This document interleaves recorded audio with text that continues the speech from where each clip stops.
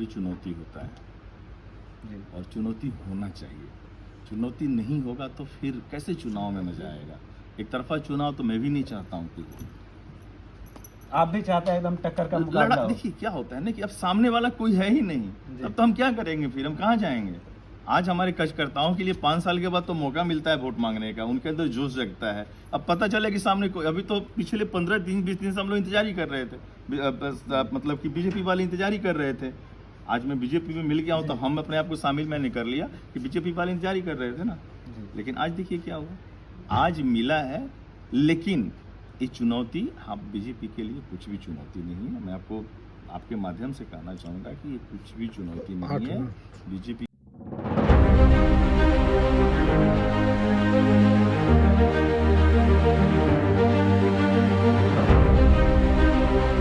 नमस्कार, आप देख रहे हैं रिएक्शन के साथ आवाज़ न्यूज़ और NSN इंडिया न्यूज़। अभी हम लोग चुनावी यात्रा पे निकले हैं, चुनावी कवर कर रहे हैं जगह जगह घूम के। तो मोतिहारी लोकसभा में भी आए हैं, यहाँ पे मिलन समारोह मिला है। जो बीजेपी के उपाध्यक्ष थे, VIP के उपाध्यक्ष थे, आज वो बीजेपी में शामिल हुए हैं। तो इनसे बात करेंगे से क्या चीज़ें निकल के आई जो ये VIP छोड़कर आज बीजेपी में शामिल हुई। पहले तो आप बीजेपी में शामिल हुए, इसके शुभकामनाएं आपको सर। जी, आपको भी और आपके चैनल के सारे दर्शकों को मेरा नमस्कार। मोतिहारी का कैंडिडेट का नाम घोषित हुआ कल और आज आप पार्टी छोड़कर बीजेपी में शामिल हुए हैं। क्या क्या लगाया जा सकता है इसका? देखिए, मोतिहारी के कैंडिडेट को सबसे पहले मैं शुभकामना दूँगा। जी। आए, मैदान है, मैदान में लड़ें, बढ़िया से लड़ें, बहुत अच्छी बात है। और हम आज अपने जो पार्टी को VIP पार्टी के पद को छोड़ा हूँ और अपनी पार्टी अपना बीजेपी, जी। हमारी पार्टी, भारत की पार्टी, सत्य की पार्टी, भारत की जनता की पार्टी, भारत की युवाओं की पार्टी, भारत का भविष्य, भारतीय जनता पार्टी में शामिल होकर मुझे बहुत ही खुशी महसूस हो रहा है। और मैं भारतीय जनता पार्टी का एक सच्चा सेवक बनकर आज से अभी से ही अपने काम पे लग चुका हूं। और मोदी जी का जो सपना है 400 पार, उसको पूरा करने में जो जितना मेरे से सहयोग होगा उसको मैं करूंगा। और साथ में अपने लोगों को भी आगे बढ़ाऊंगा। और हमारी चंपारण के, मोतिहारी के जो हमारे भारतीय जनता पार्टी के संसद महोदय हैं, इनकी भी जो लड़ाई है बीजेपी से है, और इनको भी मैं चाहूँगा कि अब की बार 4 लाख पार, यानी कि 4 लाख से अधिक मतों से इनकी जीत हो और ये जीत का झंडा फहराएं। और साथ ही दिल्ली में जाकर इनको मंत्री बने, सेंट्रल में कैबिनेट का मंत्री का दर्जा मिले और चंपारण का विकास अब की बार आने वाले 5 सालों में चंपारण का विकास बहुत ही अच्छे ढंग से हो। ऐसे ही उन्होंने पिछले 30-35 साल से तो बहुत कुछ किया है, चंपारण को बहुत कुछ दिया है, इसमें कोई शक नहीं है। बहुत ऐसे लोग पूछते हैं भाई कि क्या दिया, भाई क्या दिया कह देना ये आसान काम होता है। आप कभी गहराई में जाकर देखिए, सोचिए कि क्या क्या नहीं दिया, चंपारण क्या था और क्या आपको मिला है। आपको मदर डेयरी मिला है, चंपारण में आपका यूनिवर्सिटी का आपने देखा। लगता नहीं है कुछ दिन पहले तक जिनका आप विरोध कर रहे हैं आज उनका गुणगान कर रहे हैं। नहीं, मैं विरोध, देखिए काम का विरोध मैं कभी नहीं करता। मैं आपको बताऊं कि जी। काम का विरोध नहीं करता मैं कभी भी। काम जो है सो है। और जिन नीतियों का आप विरोध कर रहे थे, जिन आइडियोलॉजी का विरोध कर रहे थे, आज उसी आइडियोलॉजी में है, उसी नीतियों का बखान करके उनके लिए वोट भी मांग रहे हैं। मैं आपको बता दूं कि देखिए, विचारों की बात होती है। जी। इंसान क्या होता है ना कि जब आप घर से निकलते हैं और शाम को फिर घर पे लौटते हैं तो इस रास्ते में अलग अलग लोगों से आप टकराते हैं और अलग अलग जैसा आप बैठते हैं, जिनकी विचार जैसी होती है उनसे आप उस ढंग से बात करते हैं।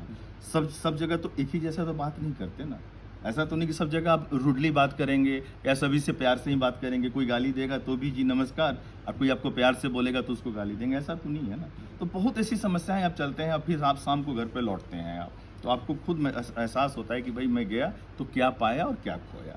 बीजेपी को आप अपना घर बता रहे हैं। 100% मैंने बोला ना कि ये भारत की पार्टी है, जी। ये सत्य की पार्टी है। यहाँ पर जितने हमारे कार्यकर्ता लोग हैं, बीजेपी के कार्यकर्ता लोग हैं, वो समर्पित हैं, देश के प्रति अपने आप को समर्पित करके रखे हैं। आज हमारे मंत्री जी बोल रहे थे यहाँ पर, आप लोगों ने प्रेस कॉन्फ्रेंस में लिया होगा, कि लोग बोलते हैं खामखा बदनाम करते हैं लोग कि बीजेपी जात पात करता है, बीजेपी ए है, बीजेपी ओ, ऐसा कुछ नहीं है। उन्होंने सीधा एक ही बात कहा, माननीय संसद महोदय श्री राधा मोहन सिंह जी ने एक ही बात कहा कि जो व्यक्ति जात की बात करता है, यानी कि उसका अपना अस्तित्व नहीं है, उसका अपना वोट नहीं है। आपका जो मंत्री जी का और आपका जो सीधा सीधा टारगेट है कहीं ना कहीं मुकेश सहनी जी को जाता है, क्योंकि वो सन ऑफ मलाह लिखते हैं। देखिए उनकी सोच है, मैं उनके ऊपर कोई भी कमेंट नहीं करूंगा, समझे जी। ना। मैं उनकी, देखिए क्या, अच्छा, जब आपने तक मैं एक बड़ा झटका दे दिए जहां मोतिहारी का वीआईपी के मतलब खेमे में गया मोतिहारी का सीट, और वो उनके उपाध्यक्ष उनसे इस्तीफा देकर बीजेपी में शामिल हो जाते, उनके लिए तो यह बहुत बड़ी झटका है। अगर वो महसूस करते होंगे तो अलग बात है, लेकिन होता है, हर एक इंसान का अपना अपना सोच होता है। मैं इस बात के लिए कुछ नहीं बोलूँगा, ना ही उनके लिए मैं कोई कमेंट करूँगा, क्योंकि हमने बहुत अच्छे दिन साथ में बिताए हैं, इसीलिए कोई भी उनके ऊपर मेरी विपक्ष शुभकामनाएं। का कुछ कयास लगाया जा रहा है, जैसे हम लोगों ने बाहर सुना से बहुत लोगों का टिकट में नाम चल रहा था, जिसमें आपका भी नाम सामने कभी कभी आया, और जैसे फाइनल हुआ आपने छोड़ा, तो क्या लगा सीट की वजह से तो नहीं छोड़ दिए? नहीं, ऐसा सीट उठ का नहीं था, लेकिन हाँ, इस बात का मुझे एक बात का दुख जरूर रहेगा कि हमारी चंपारण की जो कमेटी थी, हमारे चंपारण के जो जिला अध्यक्ष थे और चंपारण की जो कोर कमेटी थी, जितने लोग थे, उनसे हमारे जो स्टेट कमेटी के लोगों ने एक बार भी नहीं पूछा कि किसको टिकट देना है और नहीं देना है। इस बात का मुझे दुख है। मैं तो वहाँ था, पटना में था, लेकिन यहाँ के लोग बहुत परेशान थे। बहुत सारे लोगों का फ़ोन आ रहा था कि भैया हमको बुलाया जाएगा क्या, हमको बुलाया जाएगा क्या। तो मैं बार बार बोलता था कि हाँ, विश्वास में रखिए, बिना आप लोगों से पूछे हुए मंत्री जी टिकट नहीं देंगे। लेकिन ऐसा नहीं हुआ। ऐसा तो नहीं है पप्पू यादव की तरह यह भी शिकार हो जाए? कौन? मुकेश सहनी जी। नहीं, शिकार क्या हो जाएंगे अब? क्यों पप्पू यादव शिकार कहाँ से हो क्योंकि गए? पप्पू यादव जैसे विलय किए, हाँ। उसके बाद उनकी सीट कट गई, तो जैसे ये भी विलय हुए, इनके अपने नहीं, लोगों को देखिए, टिकट नहीं मिला, ये तो दुख की बल्कि बात है ना। बाहरी लोगों की टिकट मिल रहे हैं। नहीं, ये तो दुख की बात है। ये तो बहुत ही दुख की बात है कि अभी तक जो दो सीटों दिया गया और तीसरा ये हुआ, इसमें हमारे बीजेपी का कोई व्यक्ति नहीं है। सॉरी, अपना सॉरी हमारा माफी चाहता हूँ, हमारे वीआईपी का एक भी उस वक्त एक भी कार्यकर्ता नहीं था उसमें, जो होना चाहिए था। जिन लोगों ने तन मन से झंडा ढोया, जिन लोगों ने तन मन से बीजेपी अपना वीआईपी को आगे बढ़ाया, देखिए बार बार बीजेपी ज्वाइन किया तो मेरे मुंह से बीजेपी निकल रहा है, जिन लोगों ने वीआईपी को आगे बढ़ाया उन सबसे पूछना चाहिए था। और देखिए क्या होता है ना कि आप अगर कोई आपका नेता किसी चीज में कमजोर है, तो आप शीर्ष नेतृत्व कर रहे हैं, तो आपका कर्तव्य बनता है कि उस सबसे पीछे बैठे हुए नेता को आगे लाएं, उसको टिकट दें और उसको मजबूत बनाएं।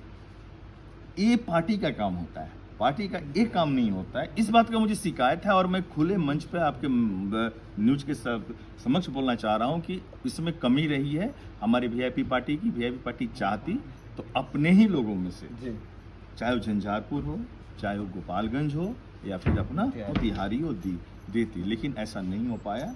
दुख की बात है कि हमारे सारे के सारे कार्यकर्ता सोचते रह गए, देखते रह गए, लेकिन उनको कुछ नहीं मिला। अब क्यों झंडा ढोने के लिए थोड़े हैं, एक को तो मिलना चाहिए। आप तीनों में से नहीं देते, एक को तो देते, लेकिन नहीं मिला उसमें से। इस बात का दुख मुझे है।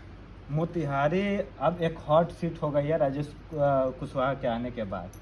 इसको आप लोग किस चुनौती के रूप में ले रहे हैं? भारतीय जनता पार्टी में शामिल हुए हैं आप, चुनौती कहीं ना कहीं खड़ा हो गई है, क्योंकि इतने सारे नाम आए हैं और पूर्व के विधायक रहे हैं, निर्दलीय भी अच्छे वोट परसेंटेज लाए हैं, और कुछ वोट पहले से उनका था, और अब उनके साथ जो मलाह समाज है और कुशवाहा समाज है वो भी जुड़ रहे हैं।